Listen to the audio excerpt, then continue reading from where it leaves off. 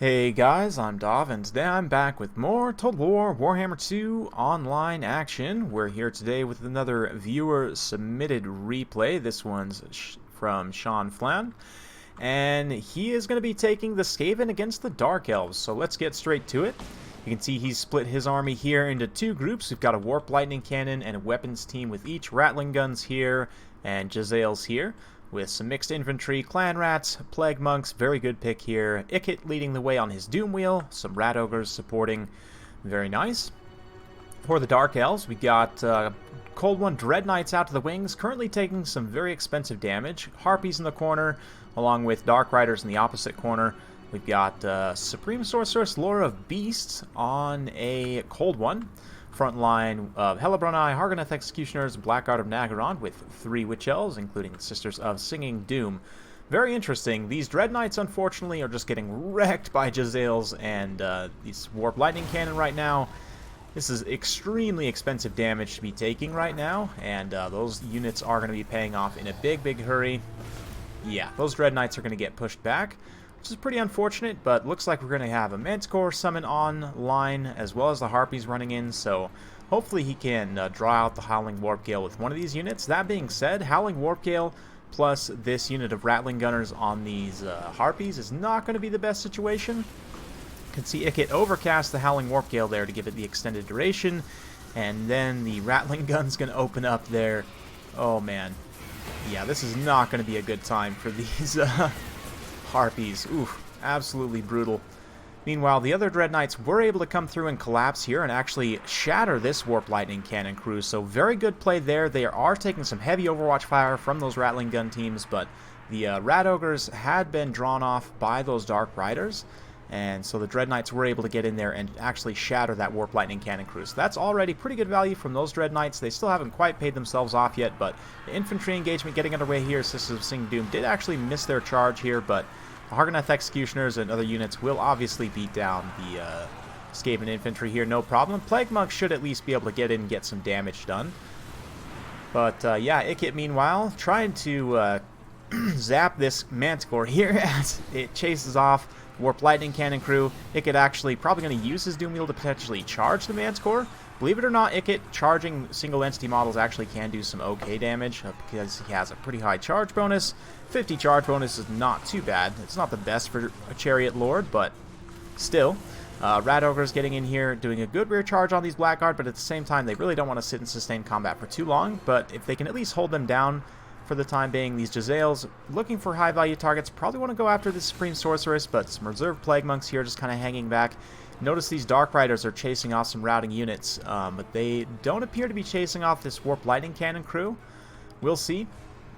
Over here, the Dark Elves have mostly been able to shut down this infantry corps here. You can see they have taken some pretty significant damage, some brutal shots with Ikit's little zapper there, and some nice cycle charging as well.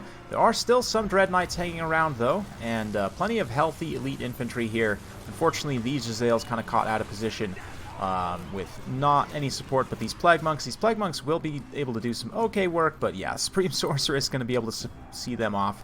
There's plenty of other heavy units for the Dark Elves in the area, so kind of forming up into a bit of a second quarter here, if you will, as the lines reform. The SKAVEN still have their second group mostly intact. Unfortunately, both artillery pieces have been shut down, and there are a lot of elite infantry left for the Dark Elves, which normally I'm not the biggest fan of going for a build like this, but actually this could potentially be a problem. I mean, the Blackguard especially, the only thing that can really take them down is maybe, you know, concentrated magic and like a Rattling Gun team. I mean, maybe if both Rat Ogres were able to get on top of them, but we'll see. Looks like this unit of Jezzails is perhaps going to come back from route. They're probably going to go after this Feral Manticore here, try and get it into an enraged state. These Plague Monks, unfortunately, just got absolutely teamed on by lots and lots of Witch Elves and the Blackguard as well. The Supreme Sorcerer is still relatively healthy at this point, and the Manticore just going to drop down and chase these Jezzails off. They have been able to use up most of their ammunition, 51 kills and an XP Chevron, so definitely been getting some really good work done, and a lot of the damage that has been done to some of these high-value infantry, like these Executioners and more, coming from those Jezzails. But yeah, notice how that one Warp Lightning Cannon crew didn't get chased off earlier? Well, that is going to be very important. And a quick PSA on behalf of Sean here. Thank you for demonstrating this. I'm going to go ahead and point something out here real quick. So if I mouse over these artillery pieces over here, you can see this is the unit that's actually still running around, right? Like, they've got 29 unit models, 20 kills. You can see their leadership and everything is still here. If we mouse over this cannon piece, you can see this unit has 0 hit points, 0 unit models left on the battlefield, only 33 kills, right? That being said, this unit of Warp Lightning Cannon crew can come remount a different artillery piece. They don't have to remount the same artillery piece necessarily. So, Sean here, coming over using the crew from the other side to come remount this set of Warp Lightning Cannons, is going to turn those guns on the Dark Elves, and all of a sudden that forces them into a tough situation. They didn't quite chase off these units over here, which is going to end up being a bit of a mistake, especially for the Jezzails. Plague Monks might do a little bit, but still. The Rattling Gun's going to move forward here and start to do some firing. The Dark Elves sort of moving forward a little bit piecemeal at this point, but looks like the Rat Ogre's maneuvering out to the flank to try and get a chunk of these Dread Knights. They themselves just got a nasty charge in on those Plague Monks, but at the same time, the Warp Lightning Cannon looks like it's going to be opening up there. Should be able to do some pretty good damage. A clean miss there, but yeah, come on, guys. Get it going there. Rattling Guns opening up. They're going to be able to mostly finish off those Hellebronai there. You can see the Jezzails starting to open up from behind, picking off at those Sisters of Singing Doom there. And yeah, the Rat Ogres and Ikit going to be protecting, hopefully, against these Dread Knights. They do really need to keep this artillery crew online for the most part. Ooh, man, Ikit manages to interrupt most of them, and then the Rat Ogres come in for support. Looks like the cannon crew will probably be able to stay online here. We'll see. Dark Riders are also coming in to try and shut them down, but at this point, you can see here with the rallying troops from behind, a lot of the Dark Elf units are having a hard time holding their leadership together.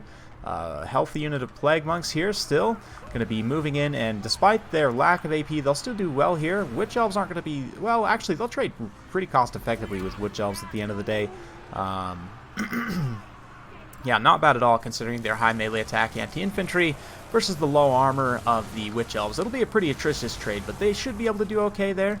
You can see the Black Art of Nagaron just getting worn down by mass monsters, sort of like what I was saying. If all the Rat Ogres plus infantry are on top of them at the same time, along with Ikit, I mean, the Halberds will do a bit, but they're not going to do this much, right? Especially in a late game situation where the Halberds are exhausted and just generally doing poor on their leadership, getting hit from multiple sides. You can see the Dark Elf leadership quickly crumbles to the SKAVEN surround there, and that will be game. So a very well played to Sean and his opponent there. Hopefully you guys enjoyed watching that one. A very cool sort of deployment and strategy there. Can be a bit risky to try and deploy your forces into two groups like that. You do potentially risk getting overwhelmed on each side, but at the same time, this sort of shows how that can work to your favor as well. If you lose one side of the battlefield, you can still potentially win with the other side if you're able to do enough damage, you know, throughout the course of the battle. But props to Ikit there, 126 kills for the boy himself, 67 in an XP chevron for those Jezzails, 65 for this Rattling Gun team. Yeah, they definitely shut down those Harpies pretty hard.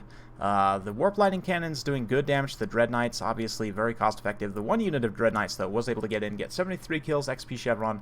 They definitely paid for themselves. Witch Elves as well, very good in this matchup, able to rack up quite a few kills. For the Dark Elf build here, I do like portions of it. I think, honestly, these two elite infantry here are probably a little bit of overkill, as are the Harpies, and the reason being is that Harpies kind of more or less do the same job as Dark Riders for more expensive. Granted, they're flying, but they are vulnerable to exactly what we just saw, which is, you know, Howling Warp Gale and Rattling Gun teams. So if we go ahead and have a look here at the Dark Elves. So in that situation, you know, for two Harpies, I probably would have cut them down, taken two Dark Riders instead, maybe with the cutting of those more expensive infantry as well. Like, I'd take the 3 Witch Elves, probably a good pick. Hellebronai are not terrible here. I might just go with a little bit more cheaper infantry. As for a caster, I do like the lore of Beasts. I also, however, quite like the lore of, where is it? Fire. If I can find it here. There we go. take her on a cold one. Fireball's good at blowing up Skaven artillery pieces. Cascading Fire Cloak can self-buff herself for more melee defense and AP damage. And then you can also take Burning Head for massive leadership damage to get a big rout on Skaven.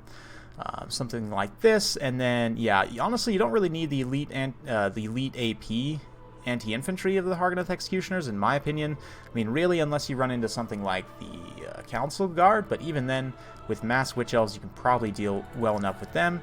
Go with quite a few Dark Riders here. I might even take a couple Reaper Bolt Throwers, just to kind of give my opponent some long-range skirmish. Feral Manticore is also excellent, so I'd probably take 2 of them as well. And at this point, we have a few different options. We could maybe take some Dark Shards, just to give us some missile options. Maybe take some Dark Riders with Repeater Crossbows for mobile missile options.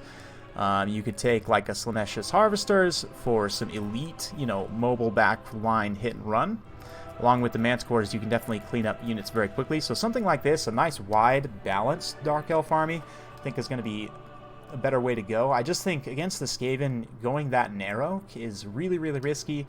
You just risk getting overwhelmed and outnumbered and just generally kind of dragged into the ground. But let me know what you guys think in the comments down below of this Dark Elf build. I am not the best Dark Elf player in the world. I don't honestly play them too often, but just looking at the matchup on paper, I would think similar to that build, but a little bit different. I would just switch out for Lore of Fire, maybe grab some Manticores, some Bolt Throwers. There's some different things you could do. I might have to tinker around with this a little bit and wait and see.